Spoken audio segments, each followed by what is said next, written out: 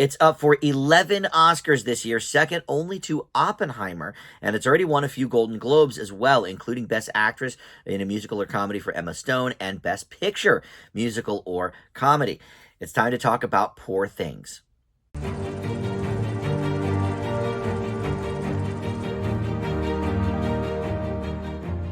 Hey guys, Dan here. This is Dan Reviews It. Welcome to my spoiler-free review for the new film, Poor Things. This is finally available everywhere in theaters now that the Oscar nominations have come out. It's been expanded and it is playing everywhere now. So you are able to see this in all your major cineplexes. And I actually saw this about a month ago, and I was going to do it. This is a thinker, so I didn't want to do my review right away. It took me a couple weeks to kind of, okay, here's what I think about this. But then I was going to do my review last week, and I thought, well, you know what? The Oscar nominations are coming out. Let's wait a little bit and see how many awards this is going to be up for. And 11. I did not know it would be that many, but yeah, second only to Oppenheimer this year, which has 13. So a huge deal. And I'll talk a little bit about some of the Oscar chances here and about the movie on the whole. But first, let me welcome you into Dan Reviews It. Thank you for finding this video. We do movie and TV reviews here on the channel, and there's always new stuff to check out. I try to post something just about every day. So you can subscribe down below, hit that like button, comment down below about this movie or anything else that's on your mind. Love talking with you guys.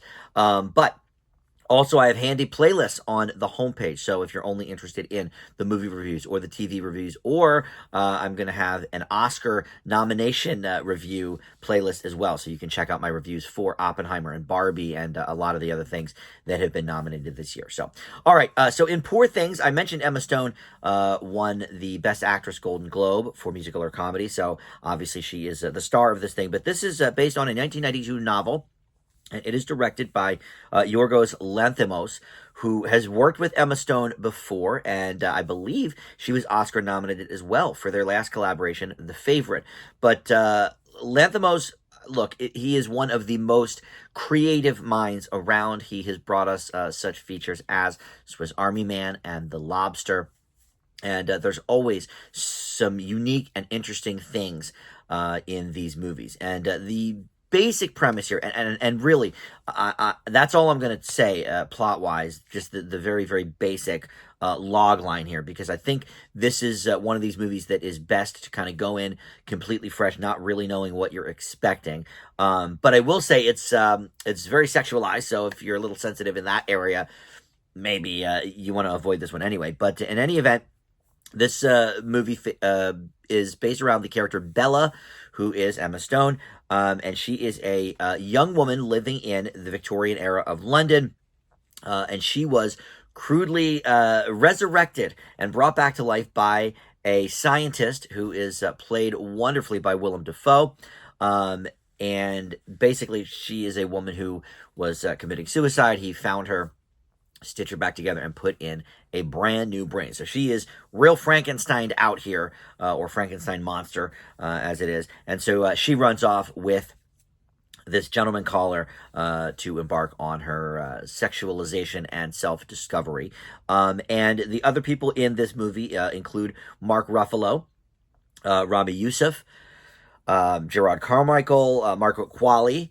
So there's a few people you may recognize. And Mark Ruffalo, I believe, was nominated as well for his performance in the movie. I'm a little bit surprised, honestly, Willem Dafoe was not nominated, because I feel like he is kind of a perennial at the Oscars. I think he's been nominated at least 3 times, if not maybe more. So, a little bit shocking maybe that we didn't see from him. But I do think Mark Ruffalo probably has a bigger role here, although I'm not sure his character is as interesting as Willem Dafoe's or the backstory therein. But look, Lanthimos, like I said, his movies are always super creative and visually stunning. We saw this with The Favorite, and he uses some of the same techniques here, including like the fisheye lens and everything. And realistically, the movie, on a very, very, very basic plot level, is not that different from Barbie, actually, because, you see this woman who is going on her journey of self-discovery as, what does it mean to be a human person. And so this is sort of like the more twisted version, maybe, of Barbie in some aspects. But Emma Stone, look, I've been a fan for a long, long time. I always talk about seeing her on this VH1 reality show to cast the new Partridge Family, which is something that never really took off. But she won the role of the young daughter, I think, Laurie Partridge. And that's where I first noticed her, because she was just stunningly gorgeous. And I was just like, wow, who is this woman? She's very talented, clearly. And then I saw her pop up the next year in Superbad, and I have just been following her career ever since. She's already got an Oscar for La La Land, but I'll be honest, now, I haven't seen all of the Best Actress nominated films. I still need to see Killers of the Flower Moon. I think maybe there's one other one. But Emma Stone, I think, gives the performance of her career here, because she has to go this whole movie really, really discovering who this character is as she goes along and as her brain is developing. And it is just astounding to see at the beginning of the movie, she's, almost nonverbal. And then to watch this progression, I mean, it is truly astounding what she has done with this character, and, how she's brought it to life. And I can't imagine she doesn't win again. Again, I haven't seen all of the performances. Maybe Lily Gladstone. I know she's, a little bit maybe of an underdog favorite. And I believe she won Best Actress for a Drama. So maybe, that's her main competitor. But, wow. For a huge fan of Emma Stone already, this is just next level acting, in my opinion. So that's great.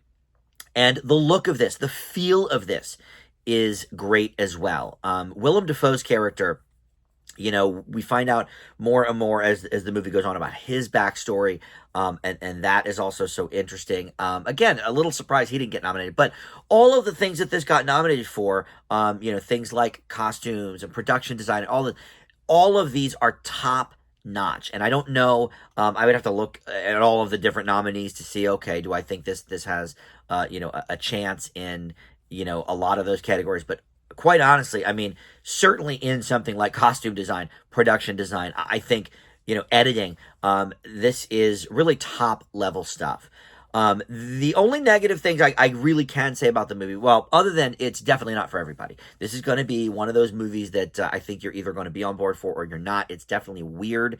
And if you like your movies a little more straight ahead, a little more perhaps spoon-fed to you, which is not a criticism, but this is a heady movie, and I don't think it's going to be for everybody. There's definitely movies I don't like that are sort of in this realm, I guess, of being too sort of in the clouds and a bit heady, and maybe too smart for the room kind of thing. There's definitely movies I don't care for in that genre either, but this one, most of Lanthimos' movies, really, I think I've given them all positive grades. The Favorite was an A for me, and the other ones I think were kind of in that B plus range.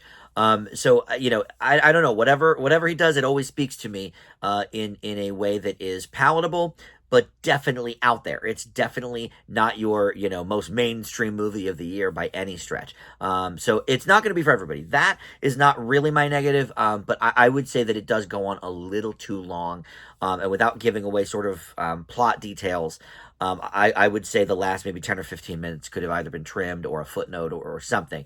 So it may go on a little bit too long in that regard, but everything about this movie that it's been nominated for, I think it is deserved. It is a real stunner, and something that is, I think, going to resonate for weeks after you see it. Like I said, I saw it, I guess, the day after Christmas, I think. And now we're almost at the end of January when I'm recording this, and it's still been sitting with me. So yeah, Poor Things, it gets an A from me. You can now see this in theaters everywhere. I don't think it's going to win Best Picture. I think it's Oppenheimer's year for that. And, in terms of Best Director, I'm thinking probably either Christopher Nolan or maybe Scorsese, but I'm not sure Lanthimos has a super shot there either. But I think Emma Stone for sure, and I think in some of the technical categories, it does have a good chance. So again, my grade is an A for this one, and you can check it out in theaters now. Thank you so much for watching Dan Reviews It, and we'll see you next time. Bye.